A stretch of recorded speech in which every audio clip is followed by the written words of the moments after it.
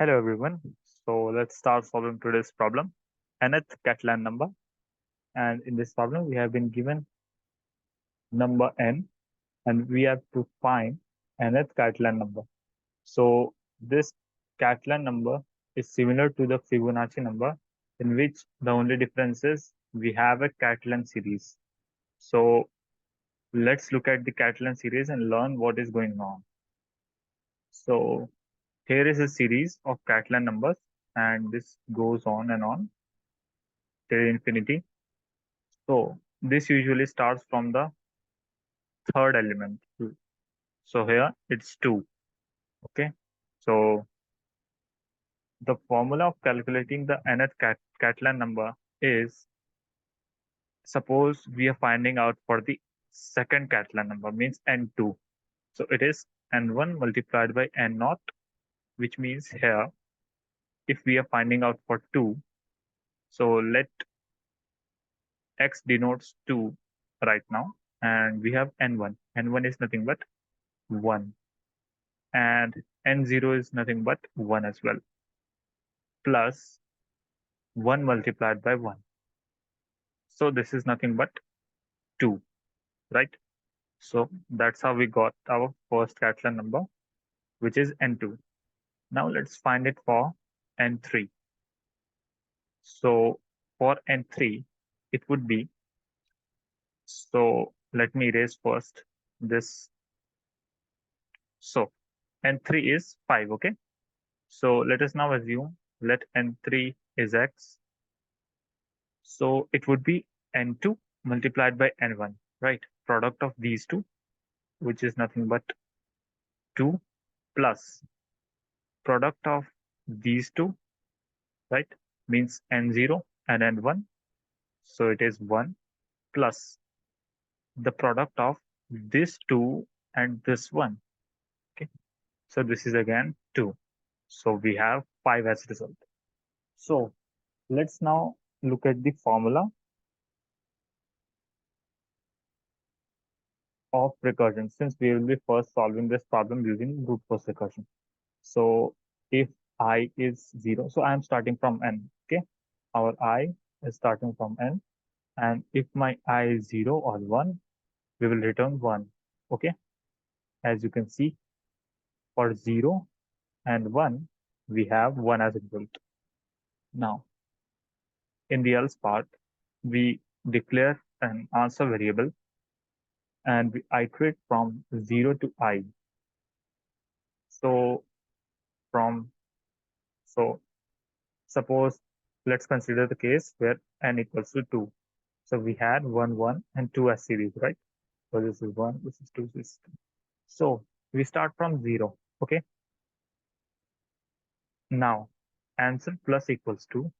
So in the first iteration, answer is 0. So 0 plus solve of j. Initially, j is 0. So solve of 0 would give us 1, right? Multiplied by solve of I minus j minus 1. So multiplied by solve of I, which is nothing but 5, since we have n equals 5, right? So solve of 5. So let's not calculate for 5 because it would be lengthy. Let's calculate for n equals to 2, okay? So solve of I would give us 2, right? Minus 0, 2, minus 0, minus 1. This is nothing but solve of 1, right? And solve of 1 is nothing but 1 itself. So we have 1 multiplied by 1 plus 0. So it is 1. So initially our answer holds 1. Now in the second iteration, formula is answer equal to answer plus, means 1 plus. Now j becomes 1, right? Because we are finding till j is less than 2. So now j becomes 1, and solve of 1 would give us 1 multiplied by solve of 2 minus 1 minus 1, which is nothing but solve of 0, and solve of 0 we know it is 1. So again our answer is 1 plus 1. So we have final answer 2. Now in the next iteration, our j becomes 2 and it does not satisfy the condition of j is not less than n. So we come out of the loop and we return the answer.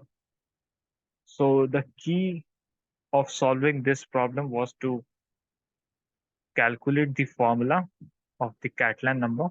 And once we did that, we simply implemented it using recursion and we just solved the problem. But here's the catch. The time complexity is exponential. So this solution won't get accepted. As you can see in the submission, time limit exceeded. So let's look at the memoization code in which I have taken a memoization vector and size is n plus 1 since we are calculating for the fifth Catalan number, right? So we are going from 0 to n, both inclusive, right? So we have to take an vector which has the size n plus 1. Okay. So we have passed this to our solve function and the code is pretty simple. If our output at that particular index is not -1, then we simply return the result. Otherwise, when we calculate it, we make sure that we save the result into that particular index. And make sure to use the modulo, this modulo thing in order to avoid integer overflow. And I'll make sure that our solution gets accepted. So as you can see, this problem has been solved successfully. See you in the next one.